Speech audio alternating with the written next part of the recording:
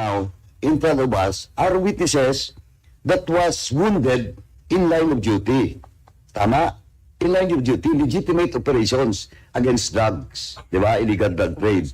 Now, Kasi because ito yung mga namatay, di ba, ng mga police officers in line of duty, legitimate drug operations.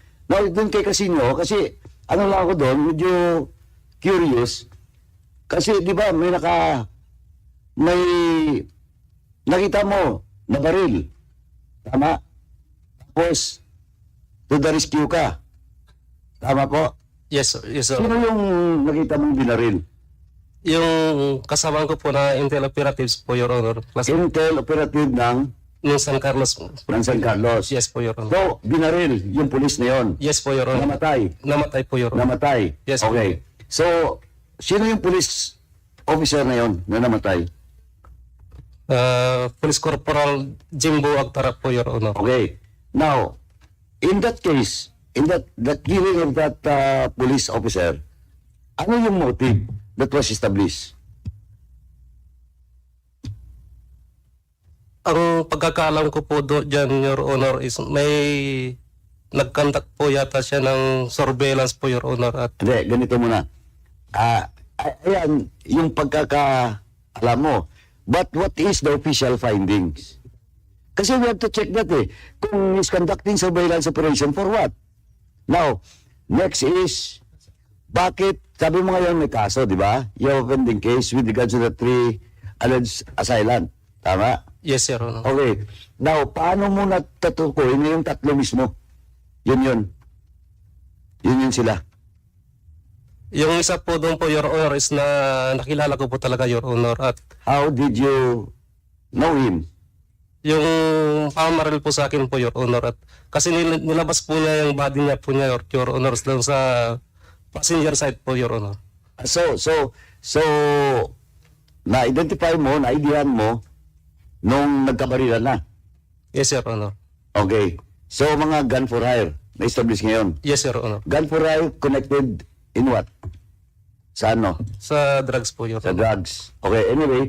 So, most probably, but of course, this is not conclusive. Ito lang yung maring teorya, kaya kailangan natin makuha yung case na yan. So, maring teorya is, nagsasurveillance yung police na yon, yung namatay ba? Namatay siya? Yes, Your Honor. Yung namatay, nagsasurveillance in relation to drug operation. Tama. But of course, it all still depends on the actual investigation and the motive established in that killing, di ba? Tama. Yes. Okay. Mr. Chairman, dapat lang talaga yung mga namatay na mga nasugatan in line of duty, dapat talaga suportahan. Because we want to encourage our police personnel and officers not to do their duty diligently at the same time and for the love of country, for peace and order, no? So, ako, I salute all those victims, no?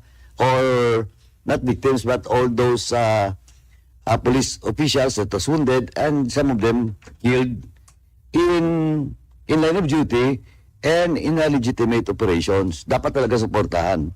But again, my also concern is those police officials that was dismissed, that was incarcerated, that was some of them died because they are in the list or adulterous list. Yun po yung isang concern ko dito. Kasi mamaya't maya po, Mr. Chairman, as I have said, I will present to you some data with regards to, medyo, ito, mabuti nandito yung Napolcom, no? Para magkaalam-alaman na.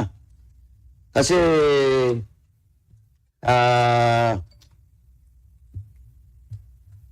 early part pa kasi ng 2016 eh.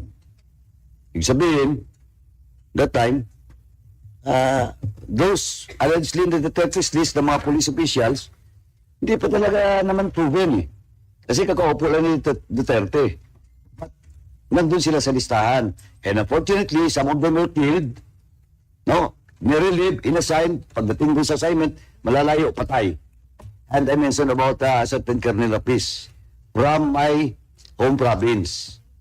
Allegedly, involving drugs, nasa drug list ni Duterte, inasayang sa Zamboanga, sa Mindanao, few months after, namatay.